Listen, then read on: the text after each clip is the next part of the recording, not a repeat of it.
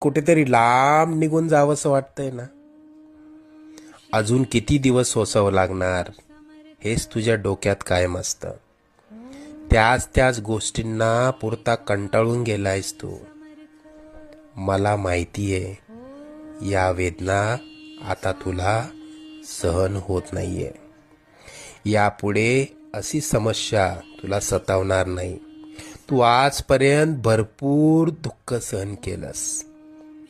तुझी वाईट वेळ संपून जाईल. त्यानंतर येतील सुखाचे सोन्यासारखे दिवस. बाळा, तू प्रयत्न करत राहा.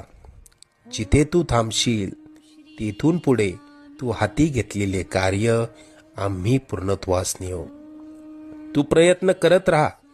यश तुझी वाट बघतय.